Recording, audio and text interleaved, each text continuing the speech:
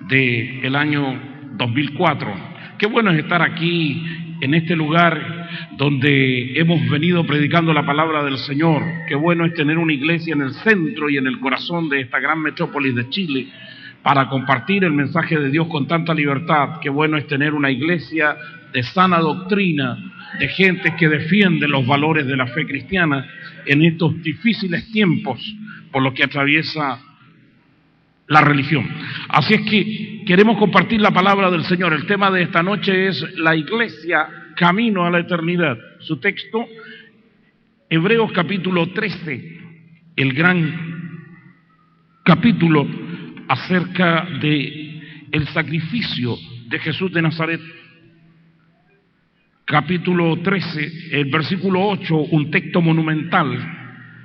Queremos leer hasta el versículo 14. Esta es la palabra del Señor. Versículo 8.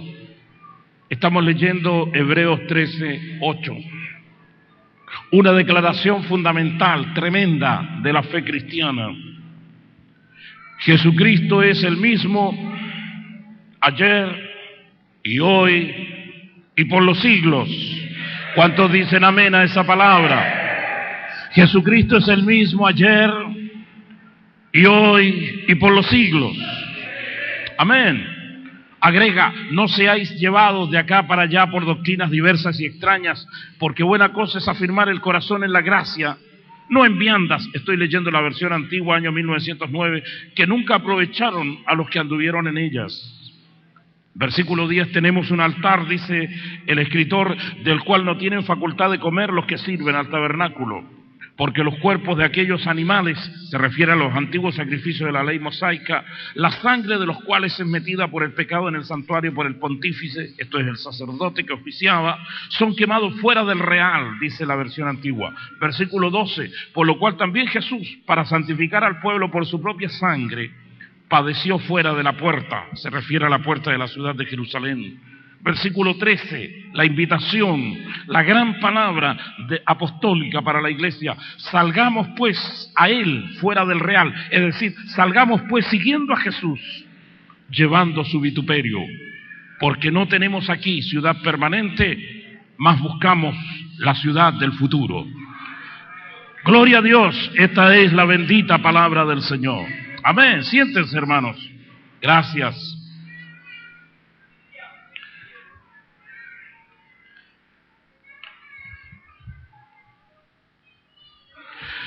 La vida de la iglesia es un continuo caminar. Por eso nosotros los evangélicos hablamos de que estamos caminando. A veces eso no se entiende mucho en los lenguajes mundanos. La gente no entiende lo que estamos diciendo.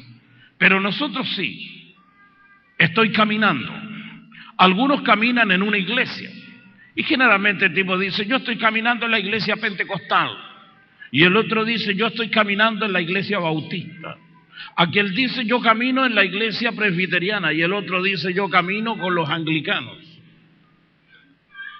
Hay que caminar con Cristo, muchachos. Es bueno caminar en la iglesia, pero es mejor caminar con el Señor de la iglesia. Por eso la búsqueda de Dios no es una búsqueda de templo. La búsqueda de Dios siempre es una búsqueda con respecto al Señor de la iglesia. La iglesia se mueve en dos grandes dimensiones, la dimensión histórica, que es el espacio-tiempo en que vivimos, y también la iglesia se mueve en los planos espirituales.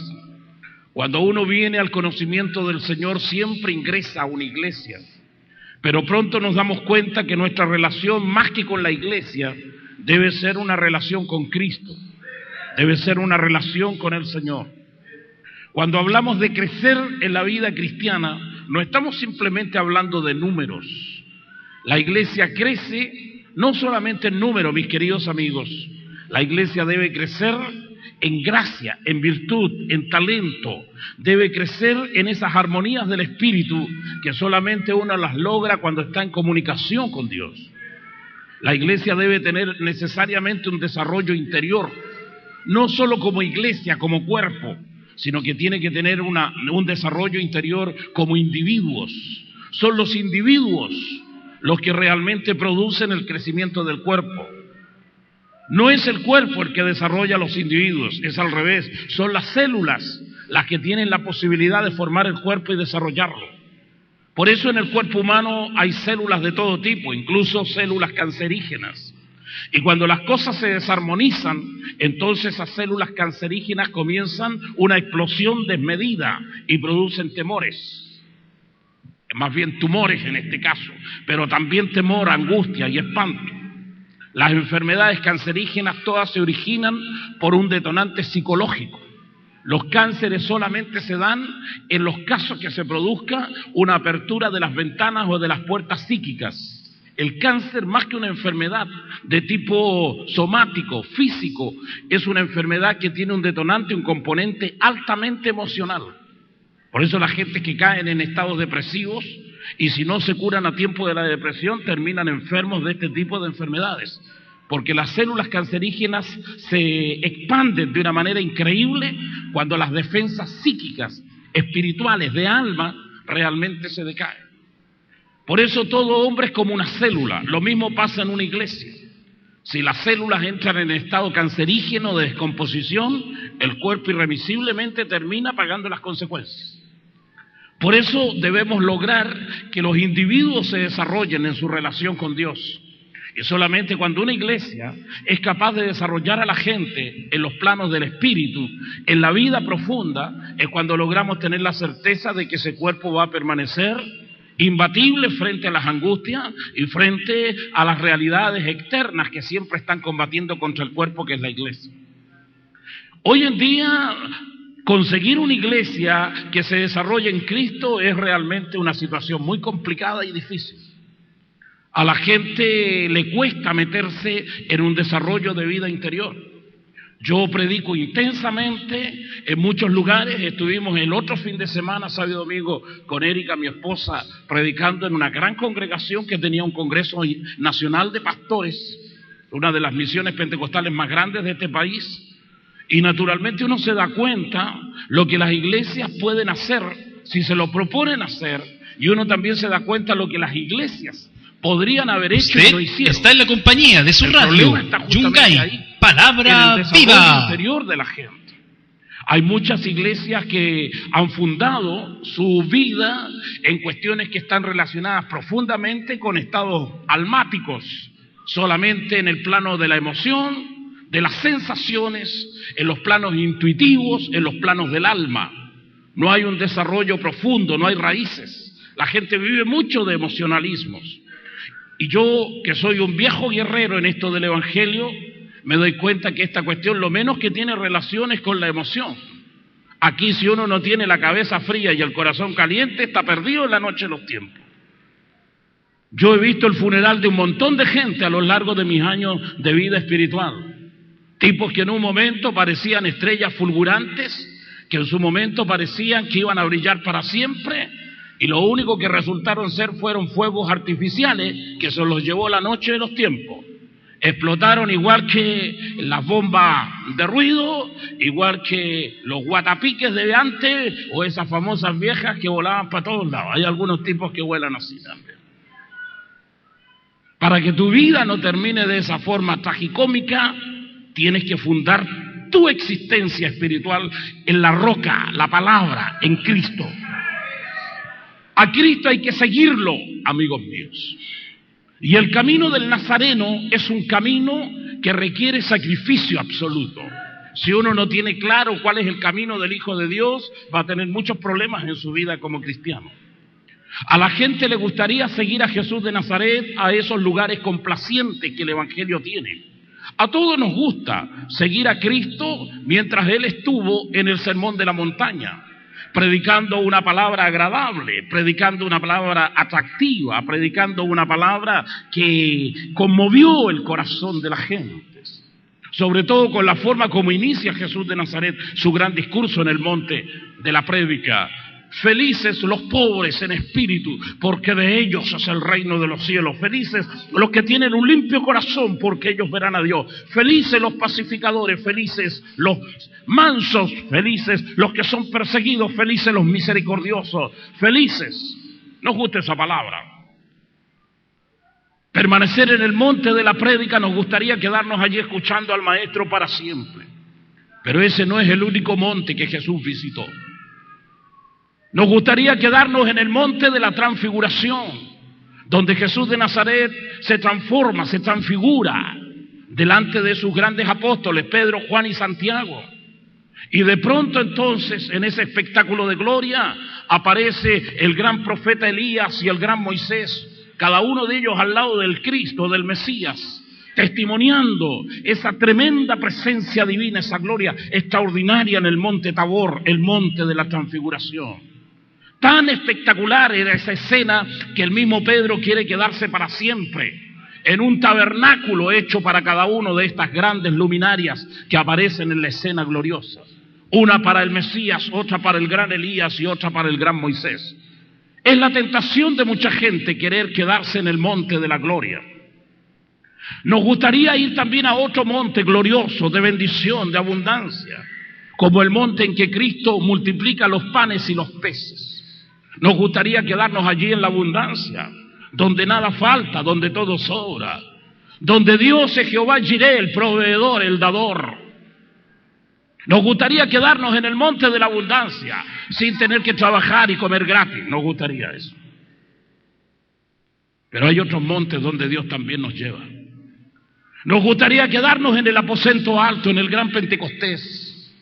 Nos gustaría quedarnos en ese lugar donde descienden las llamas gloriosas del Espíritu y las lenguas como de fuego se reparten en el corazón de la iglesia. Nos gustaría quedar en el avivamiento. Nos gustaría permanentemente estar en ese lugar glorioso, en ese enclave de gloria. Cuando la presencia de Dios toca un punto geográfico del mundo, nos gustaría quedarnos allí para siempre. Esos son los montes que nosotros quisiéramos tener siempre.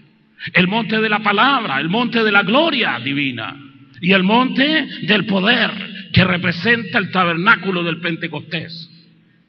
Sin embargo, Dios tiene también otros montes.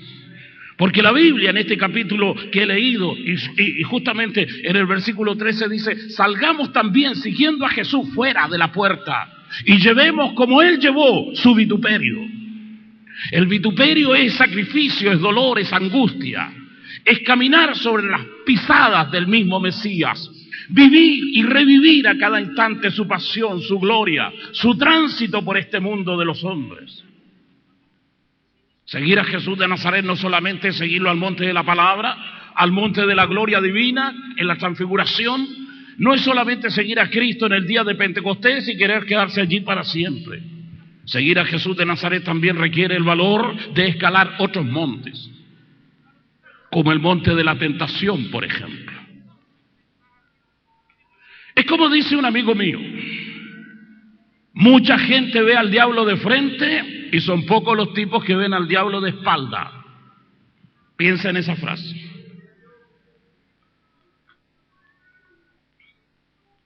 ¿La pensaste? Bueno.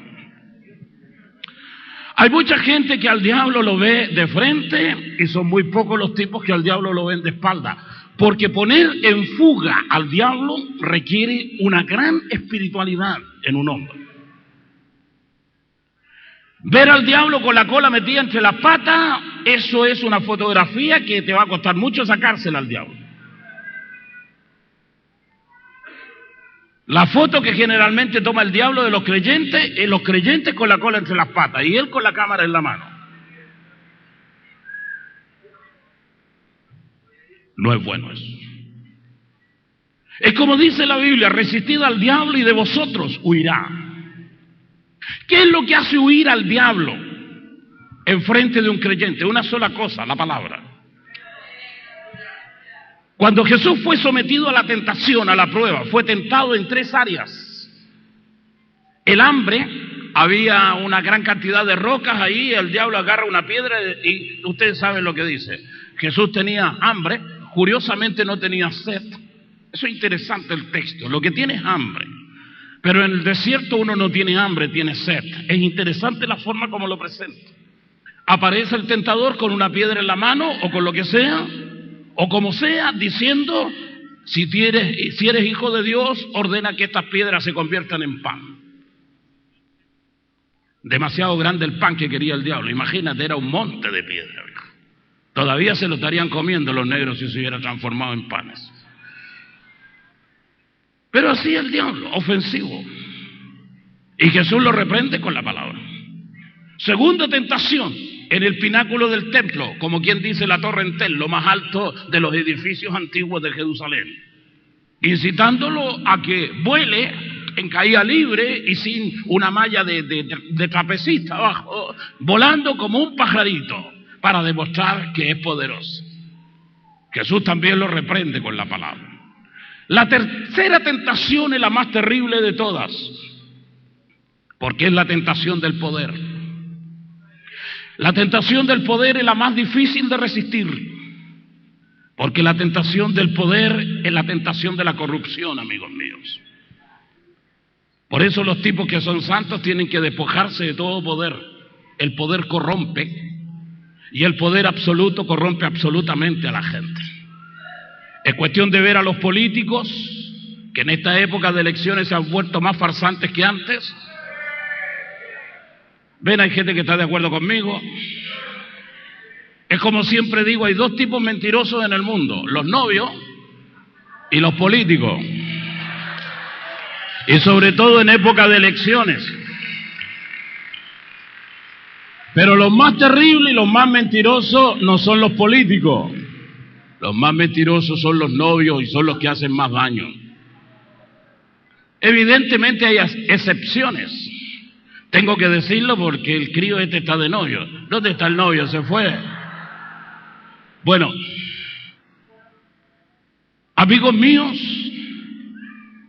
la gente le cuesta sustraerse a la tentación del poder. Y cualquiera de nosotros que alguna vez asuma una actitud de poder va a ser tentado en el poder. Lo que pasa es que al ser humano le gusta el dominio ajeno, le gusta dominar a otros, explotar a otros, tiranizar a otros. Todos llevamos en el corazón un pequeño Hitler, un pequeño dictador, un opresor. Y cuando Jesús es llevado a la tentación suprema, la última tentación de Cristo es la tentación del poder. Porque cuando el hombre está en un estatus de poder puede darse el lujo de hacer muchas cosas. Y sobre todo cuando el poder representa también no solo estatus, sino dinero, entonces esos poderes fácticos se mezclan y el tipo se vuelve todopoderoso. Y lo más terrible del hombre que alcanza poder es el hecho de sentirse inimputable, inalcanzable por la ley, más allá de toda legislación. Ese es el gran error y ese es el gran peligro y en la tentación del poder, cuando el tipo se cree intocable, inalcanzable para la ley. Eso le ha pasado a muchos dictadores aquí en América Latina en los tiempos pasados y le pasará a todos los tiranos del futuro, que creen que son inalcanzables, que no son imputables, que están más allá y más arriba y más lejos de toda ley. Pero la justicia siempre alcanzará a los culpables y declarará libre al inocente. Jesús es tentado en el poder. La máxima y la más terrible de todas las tentaciones humanas, señores, es la tentación del poder. Porque la tentación del poder está asociada a la riqueza, al estatus, al nivel, a la jerarquía que alcanza un hombre a través de los medios económicos. Por eso Jesús de Nazaret recibe esa terrible oferta de las fuerzas luciferinas, mostrándole la gloria de todas las naciones del mundo, del pasado, del presente y del futuro de la historia. Jesús es sometido a la tentación más brutal y salvaje de todas, la tentación del poder. El diablo, en una panorámica histórica extraordinaria, lo hace ver la gloria de las naciones. Y entonces dice, todo esto ha sido entregado en mi mano, dice la fuerza luciferina, y todo esto te lo doy a ti, si de rodillas me adoras. La última tentación, siempre, señores, es la tentación del dios Mamón, la tentación del dinero. Yo mismo a veces me pregunto, ¿qué haría yo si tuviera 500 millones de pesos?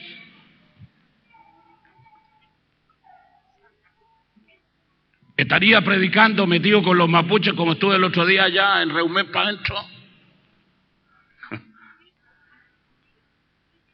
¿Predicando con los pehuenches para arriba por Santa Bárbara?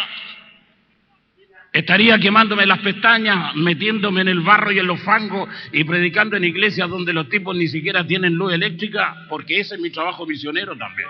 No crean que solamente predico en las catedrales, amigos. ¿Estaría ahí? Es probable que no. Tendría que tener los 500 para ver qué hago. Pero siempre me pregunto, porque los predicadores, cuando son pobres y los invitan a predicar allá en la loma del Chimango, como dicen los argentinos, los tipos van. Porque después de todo, no solamente llevar la palabra, es también tu sobrevivencia, tu subsistencia, tu sustento. Pero y cuando tenía abundancia de plata, vaya a ir a la loma del Chimango a predicarle a 4 gatos locos.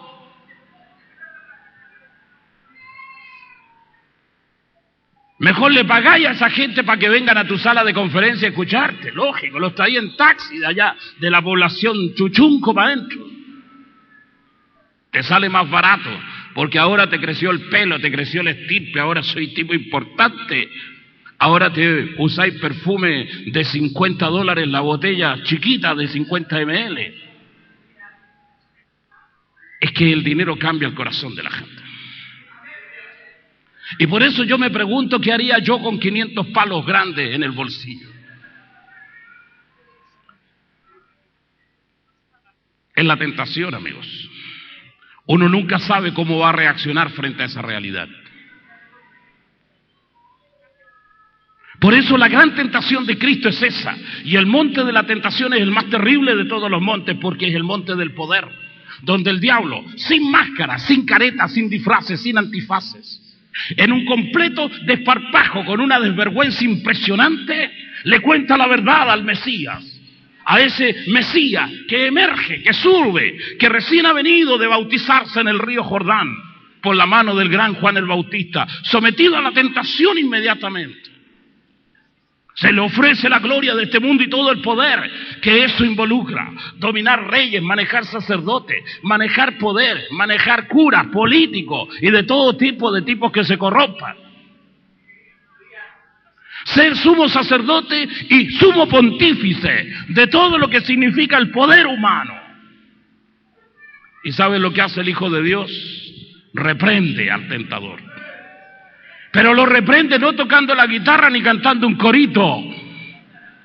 Corre, corre, Satanás, que viene Cristo a darte una paliza, en la vieja canción de los puertorriqueños.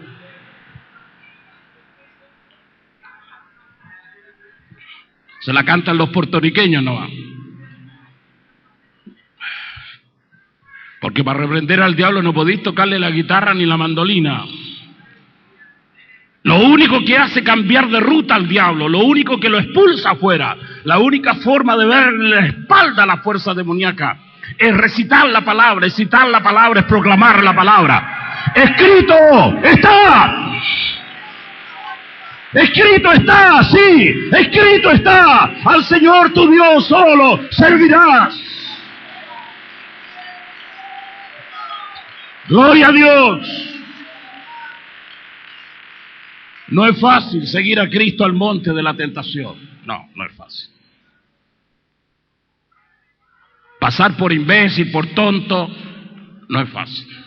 Si vivimos en el mundo de los vivos, en el mundo de los tránsfugas, en el mundo de los canallas y sinvergüenzas, es como de pronto dice el poeta latinoamericano, el que no llora no mama y el que no roba es un gil. Eso es verdad. Y de pronto el diablo diciéndote, deja de ser gil, deja de ser pavo. Mete las manos a la lata, afana, roba como todos los demás, y todo el mundo roba.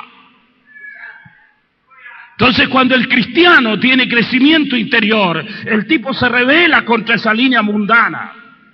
El tipo se convierte en un guerrero, en un luchador por los grandes principios eternos de la palabra de Dios.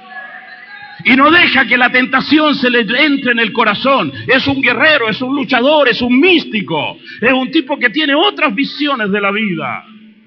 Es capaz de cargar la cruz del Mesías y como Él salir fuera de esta puerta de la ciudad de corrupción y llevar el vituperio, el escarnio que significa alinearse bajo la bandera del Nazareno. A la gente le gustaría caminar al monte de la palabra, ir al monte de la transfiguración, ir al monte del poder. Pero son pocos los tipos que son capaces de caminar al monte de la prueba, de la tentación, de la angustia, del dolor, donde tenéis que ver al diablo cara a cara, desafiante, una fuerza demoníaca que se te ríe en la cara, o un demonio burlador.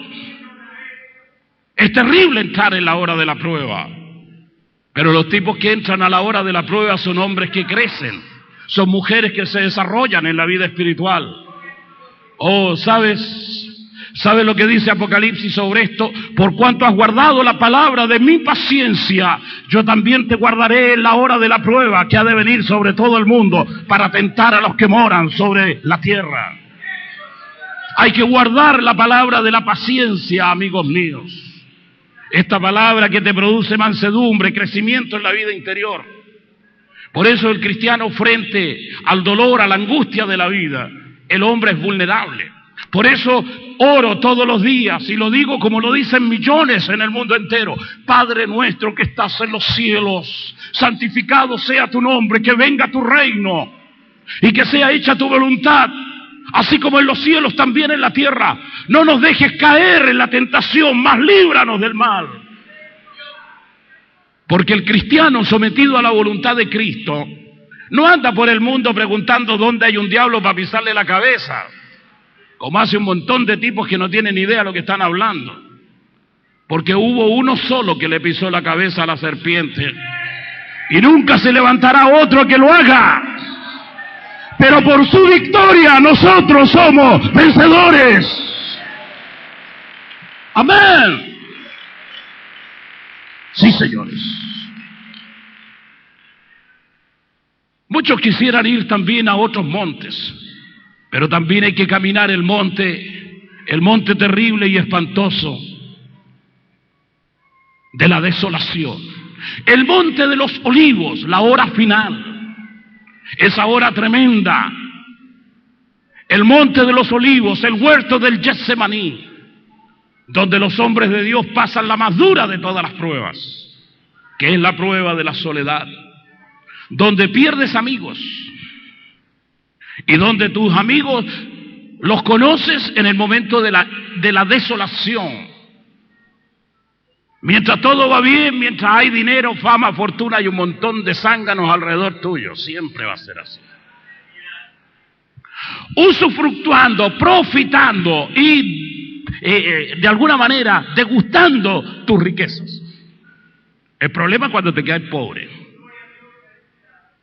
Pobre como Job, que en la prueba más terrible de la vida, de pronto es su propia mujer la que le da el consejo de oro. ¡Muérete, viejo loco!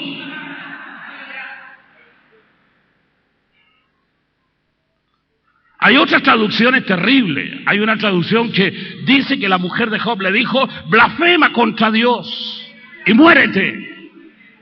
Terrible esa traducción. No sé si la mujer sería tan canalla, pero que era canalla seguro. Lo que pasa que la verdadera realidad que hay en el corazón humano solo se ve cuando la gente entra en los estados de tentación. Mientras todo está bien, mientras nada es problema, mientras todas las cosas marchan fenómeno, la fiera, hablo siempre de la fiera siempre está agazapada en el séptimo infierno. El problema es cuando viene la prueba. Entonces ahí se ve quién es quién en este negocio. Porque cuando viene la prueba la gente protesta, cuando viene la prueba la gente maldice, cuando viene la prueba la gente la conocemos solamente en la prueba, no solamente en los momentos de amor, de éxtasis, de éxito, de gozo. A la gente se la conoce en los momentos de tribulación. Yo fui pastor de iglesia, como Salomón fui rey en Jerusalén. Por eso te digo, me alegro de no ser pastor ahora y de ver a otros que son pastores. Ahora me dedico a tomar jugos naturales y me doy la vida del oso sin drama, pero sé lo que es ser pastor. Uno conoce mucha gente en esto del ministerio. Personas que te pueden dar la mano y jurarte igual que a Cristo, estaré siempre con usted. Y vienen los tipos que después te masacran. Los que te rompen el lomo, los que te hacen pedazos. Es lo que yo siempre le digo a la gente. Y se lo digo siempre a cualquier iglesia. Estoy seguro que si yo volviera dentro de 10 años a predicar en este lugar, muchos de ustedes no van a estar aquí. Y la gente dice, no, predicador, estáis locos, estáis chiflados, estáis hablando cuestiones que no son. Espera que pasen los 10 años. Si hoy hiciéramos una nómina de todos los que están aquí con nombre y apellido, y en 10 años más vengo a predicar acá y pasamos de nuevo lista, hay un montón de gente que no está aquí para nada. Se fueron, se marcharon, se cambiaron de casa, se fueron para otro lado, se los llevó el Señor.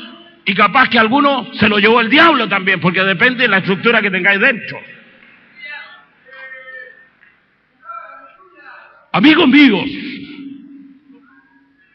permanecer en fidelidad delante de Dios es un tema muy difícil, complejo. Y el monte más terrible de la vida, entre todos los montes, es el monte de la soledad, de la desolación, de la angustia. Cuando los amigos fallan, cuando los amigos no existen, cuando los amigos dejan de ser, cuando los tipos que te prometieron apoyo, esa gente que dijeron, cuente conmigo, pastor, no están por ninguna parte. Y más terrible son los tipos que de alguna manera son los instrumentos de tu escarnio, de tu angustia y de tu dolor. Y tú dices, de cualquier otro hubiera esperado una actitud así, menos de este. El que comió en mi mano, al que lo ayudé, el que era mi compañero, como dice el Salmo 22, el traidor, el más terrible de todos, el enemigo encubierto, ese verdadero caballo de Troya que está en todas las iglesias.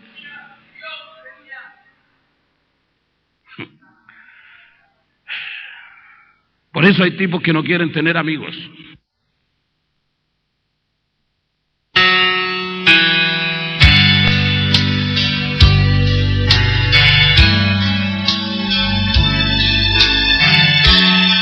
A través de nuestro programa radial, La Biblia dice, estamos compartiendo el poderoso mensaje de la palabra del Señor.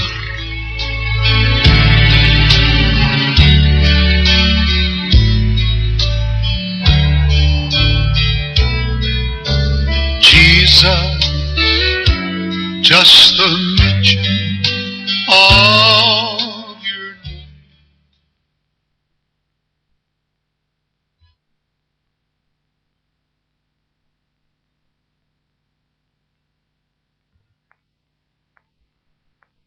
Que tenía un perro, decía esa frase chilena que quedó en el bronce para siempre. Mientras más conozco a la gente, más quiero al pulgoso perro.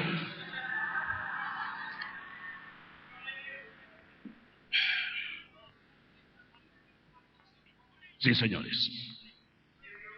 Entonces el hombre de Dios, todos ustedes, hombres y mujeres de Dios, deben aprender que este camino es un camino solitario, es un camino de soledades. Que cuando tú creces, este camino no lo podéis caminar en pandilla, no lo podéis caminar colectivamente, este camino del cielo hacia la eternidad. No puedes marchar con un montón de tipos alrededor tuyo, no puedes marchar con tu familia, con esa gente que son parte de tu estirpe. Esto es un camino de soledades. Si habremos de conocer a Dios, tendremos que verlo cara a cara, en soledad absoluta. Como Moisés, que vio al invisible en el gran monte de Horeb, cara a cara y en soledad tremenda. Porque el Dios que arde en la zarza solo se revela a los hombres solitarios, amigos míos. Lo que pasa es que nosotros somos gentes de pandilla, nos gustan los grupos.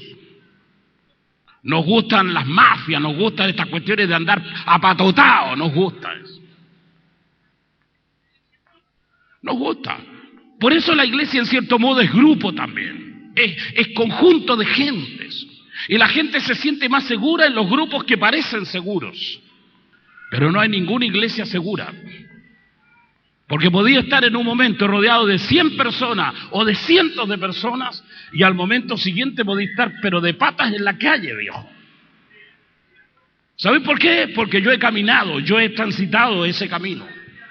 Y aprendí que en la vida nada es nuestro, que nada nos pertenece, que no hay ninguna cosa segura en este perro mundo sin Dios. que todo es transitorio, que todo es relativo, que todo lo puedes tener y al día siguiente perderlo todo. Eso. He aprendido con dolor que el único que permanece fiel es el Mesías, es el Cristo, es Jesús de Nazaret. Él es el mismo ayer, hoy y para siempre. Amén.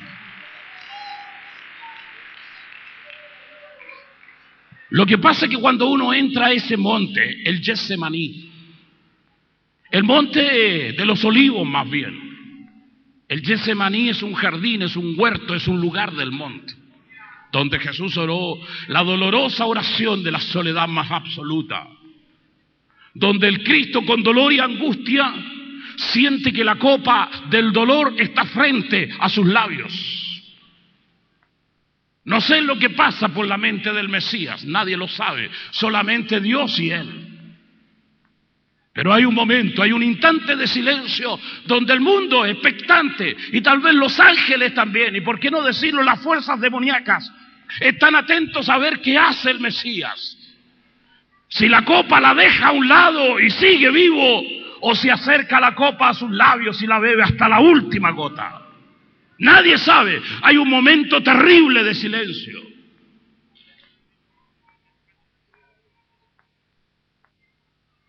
Por eso vivir la prueba de la soledad es la más trágica de todas las tragedias.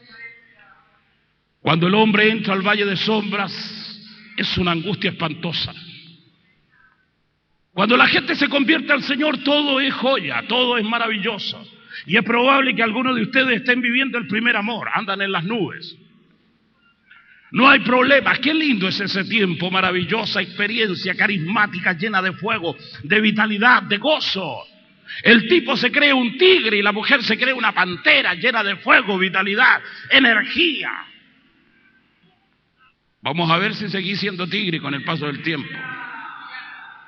Capaz que lo único que pasa es que el tipo es un gato inflado, un gato orgulloso, que después de caído al agua no quedan rastros del tigre. Porque el tiempo, señores, es el que hace la prueba en toda la gente.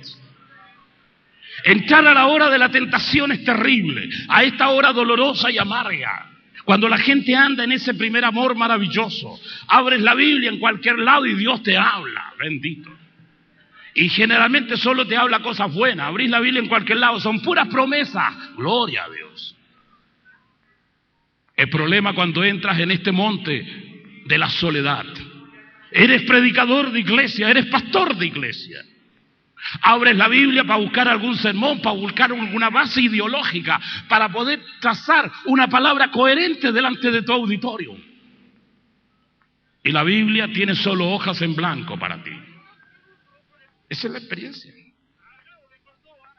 Eres pastor de iglesia como yo lo fui, y son las 8 de la noche y tu devocionalista, ese hombre que es el showman, el manejador de multitudes, que es tu partner, que es la persona que te introduce con tu iglesia, de pronto dice: amigos y amigas, hermanos y hermanas, señoras y señores, está entre nosotros hoy nuestro gran pastor, un predicador que ha conmovido el corazón de las multitudes en diversas ciudades de esta nación y que ha recorrido otros países de este mundo nuestro llevando el nombre de Cristo y conmoviendo la vida de multitudes. Esta noche está aquí para predicarnos el más grande de todos sus sermones.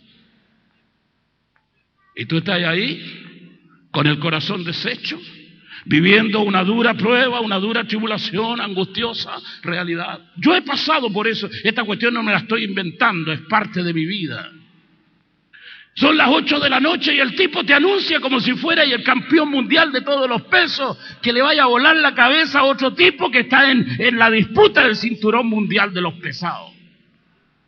Te anuncia como un mata gigante, como un gladiador, y en esas horas amargas y terribles de los ministerios nuestros, desearíamos que aparezca algún tipo para que predique. Alguien, un paracaidista de esos que caen siempre. Deseosos, ávidos del púlpito de una gran iglesia. Pero no aparece ni uno. Coincidentemente ni siquiera vino uno de esos.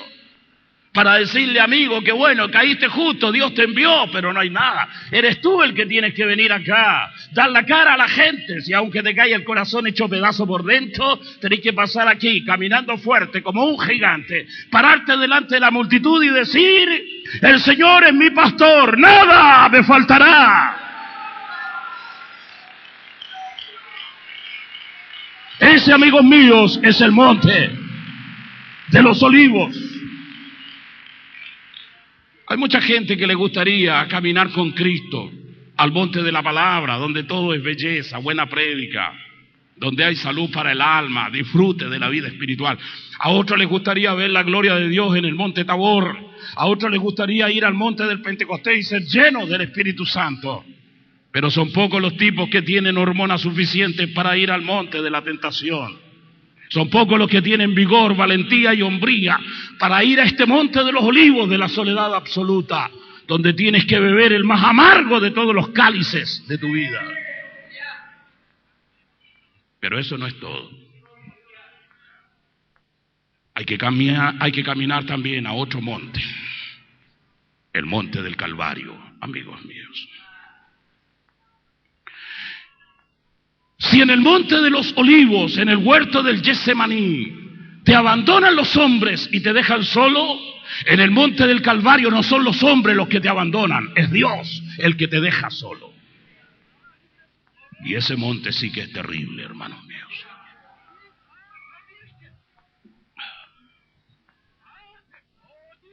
En la palabra de Jesús, en la queja del Hijo de Dios, esa palabra que no tiene respuestas, esa palabra que queda hasta el día de hoy temblando en el éter, en el horizonte de las incógnitas. El Cristo moribundo, el Hijo de Dios desfalleciente, con el último hálito de vida que tiene, mirando a los cielos que se oscurecen terriblemente, con una tragedia espantosa. Ese es el día de la gran tribulación. Entonces dice, Padre, Elí, Elí, lama sabachthani, Padre, ¿por qué me has abandonado? Y el Hijo de Dios muere. Ese es el Calvario, amigos míos. ¿Y sabes tú lo que hace Dios? ¿Sabes tú lo que hace Dios? Llena la tierra de nubes, de silencios, de tormenta, las llena de sombras. El sol se oscurece, no hay luz en el mundo. Son las 3 de la tarde y se hace noche de un momento a otro. Y allí, soportando ese cuerpo realmente dolorosamente sacrificado, está el madero de la cruz.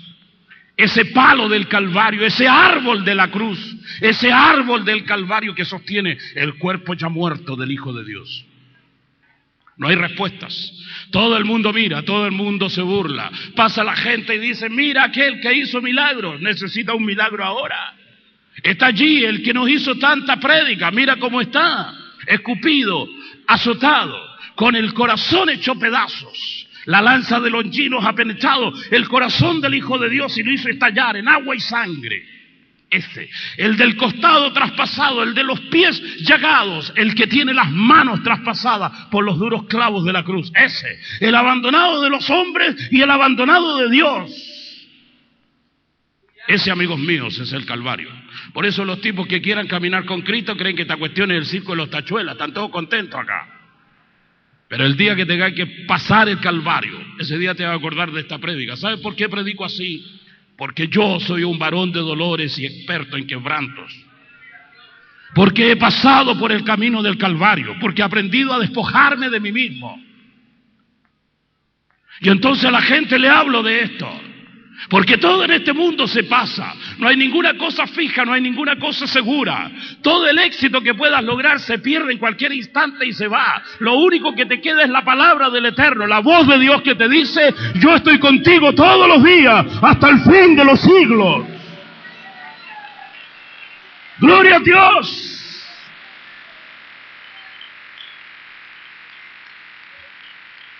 Dios es bueno, su misericordia es para siempre. En lo alto del Calvario brilla la soledad y el silencio de Dios. Pero hubo también, igual que el Mesías, otros hombres que vivieron esa hora amarga, telúrica, espantosa de la muerte. Como Job, que dice: maldito el día en que nací. Maldito el hombre que le dijo a mi padre: alégrate porque te ha nacido un hijo varón. O como Jeremías, que en el dolor más terrible de su muerte, en la hora cuando es despreciado, en un grado extremo, cuando está hecho prisionero, en la más terrible de todas las mazmorras de la cárcel del rey, hecho pedazos, vapuleado, azotado, llagado como un perro leproso por causa de predicar la palabra de Dios, ese hombre desfallece, se rompe, se quiebra su resistencia y dice: maldito el día en que nací. Mejor hubiera sido mi sepulcro, el vientre de mi madre, y nunca haber nacido en este mundo, solamente para ver aflicción y dolores. O como el gran Elías, que dice: Dios mío, mejor me es la muerte que la vida. Si tú no has pasado todavía este camino de vituperios y estás camino a la eternidad, vas a tener que pasarlo algún día. Y ahí se ve y se echa de ver la diferencia entre el que sirve a Dios y el que no le sirve. Por eso Dios, que nos conoce bien, sabe cuando le estamos contando cuentos chinos. Dios, que nos conoce bien, sabe solo cuando hablamos con el alma, con los sentimientos y las emociones del corazón. Porque el Señor prueba los corazones, Dios prueba los corazones, y esta noche sin ninguna duda Dios está probando el corazón de todos nosotros.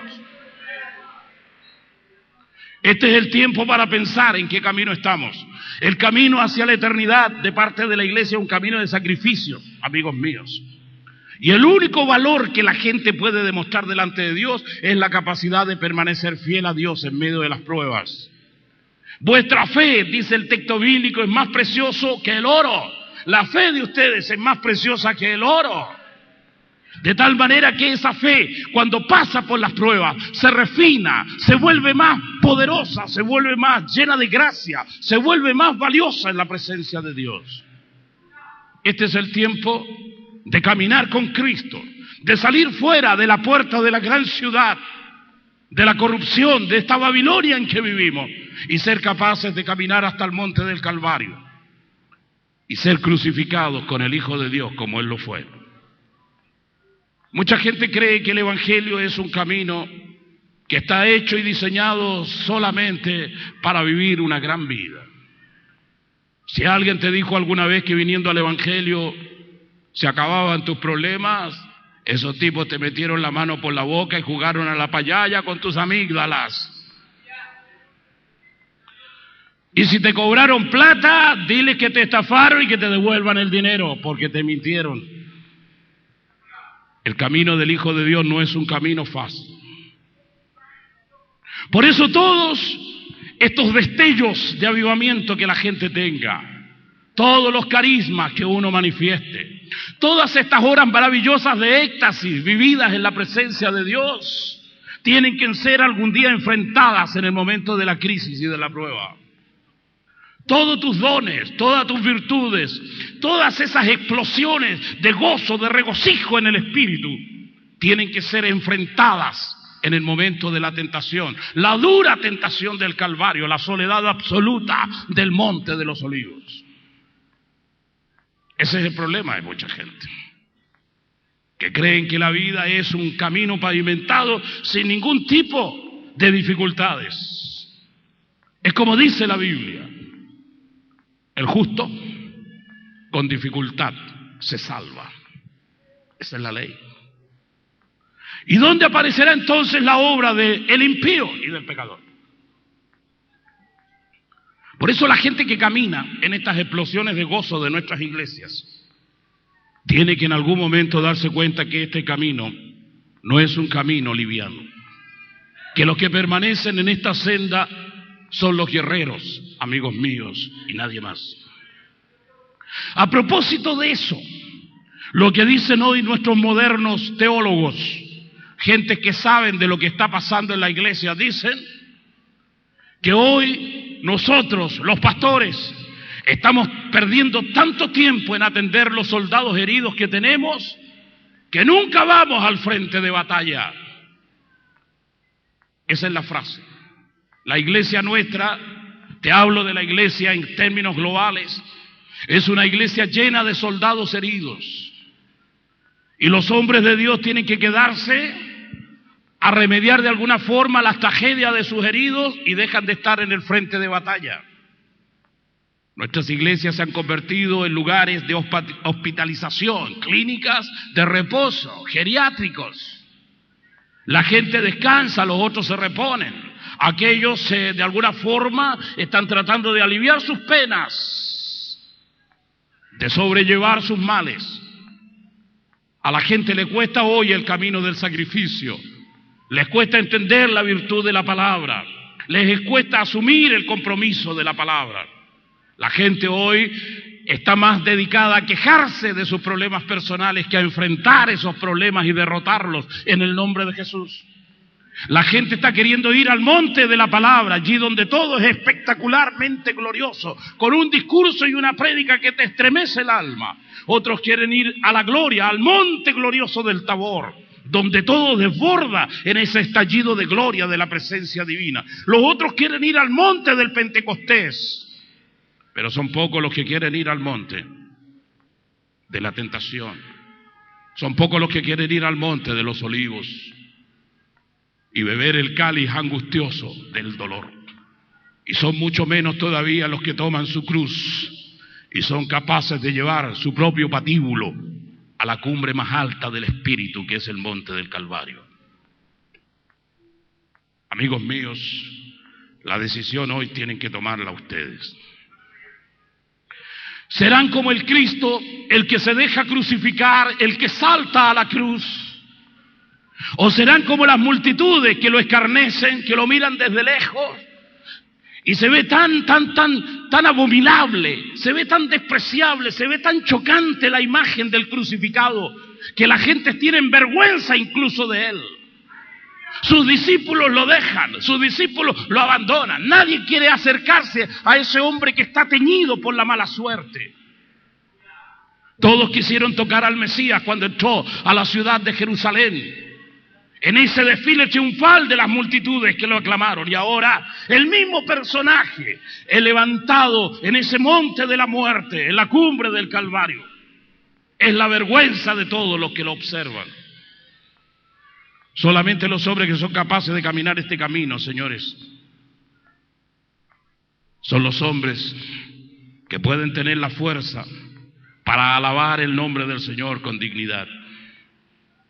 Si tú estás pasando pruebas hoy, si tienes penas, tristezas, amarguras, si estás pasando por el valle de sombras de muerte, lo más probable es que Dios use tu vida en el futuro. Si eres capaz de soportar la prueba y eres capaz de ir adelante, si eres capaz de sobrevivir a la dura batalla de tu vida, si eres capaz de traspasar el monte de los dolores terribles de la soledad y morir como el Cristo en la cumbre del Calvario, entonces serás como el Mesías alguna vez. Algún día como Él sentirás el poder de la presencia divina. Algún día como Él serás heredero de las gloriosas virtudes eternas de los cielos. Si eres capaz de soportar la prueba, algún día serás vencedor, como lo dice el Apocalipsis. Y te coronarás con esa corona de la vida que está reservada solamente a los valientes. Esta es la palabra que hemos querido compartir con ustedes. Quiero que se pongan en pie, por favor.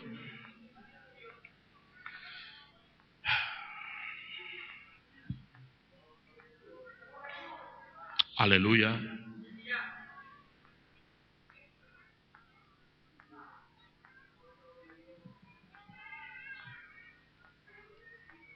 Es probable, con toda certeza, es probable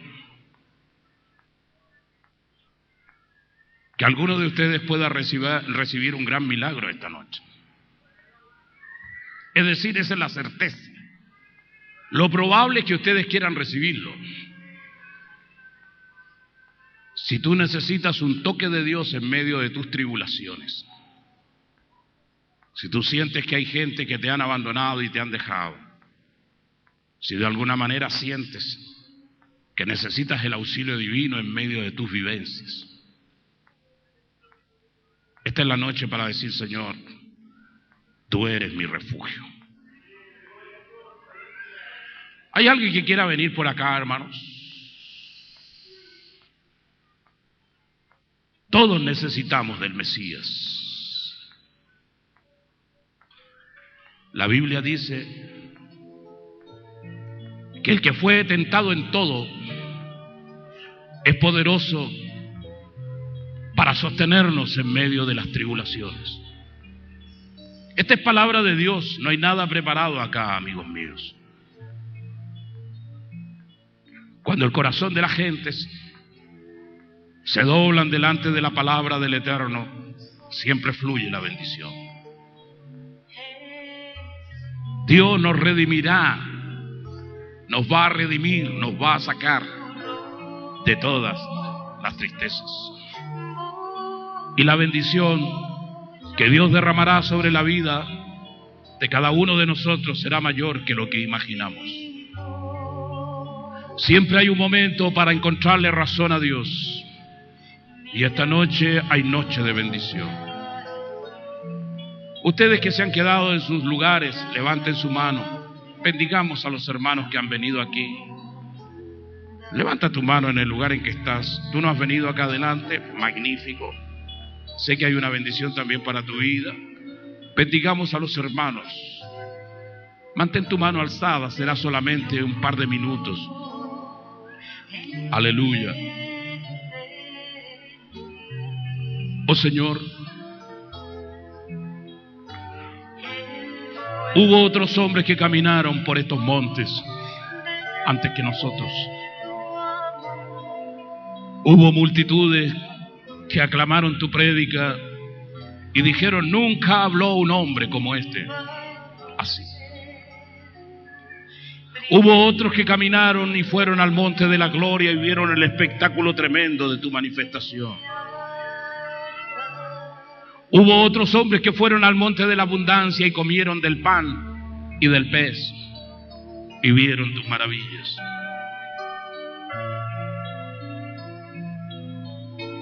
También hubo otros hombres que caminaron al monte de la tentación, los que fueron al Getsemaní contigo, y estuvieron aquellos que te vieron en el Calvario.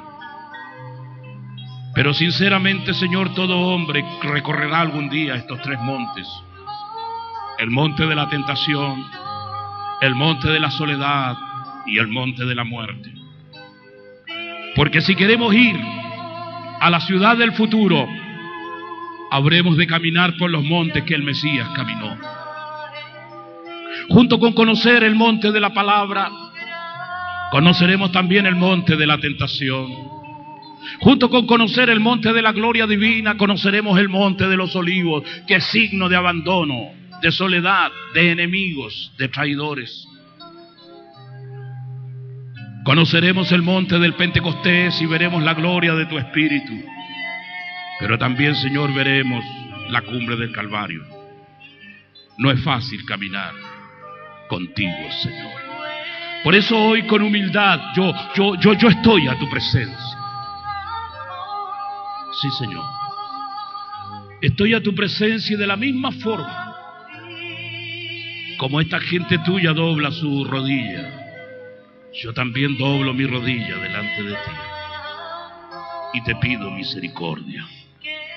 Porque no somos de roca, porque no somos de acero, porque no somos indestructibles, porque somos frágiles, porque somos advenedizos, porque somos transitorios.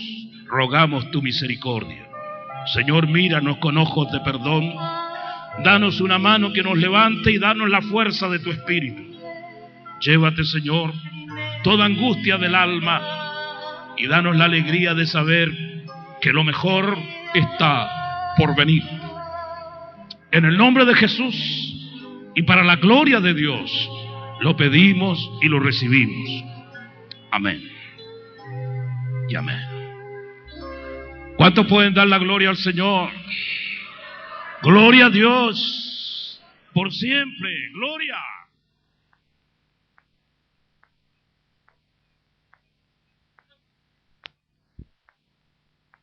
Transmisiones por el día de hoy.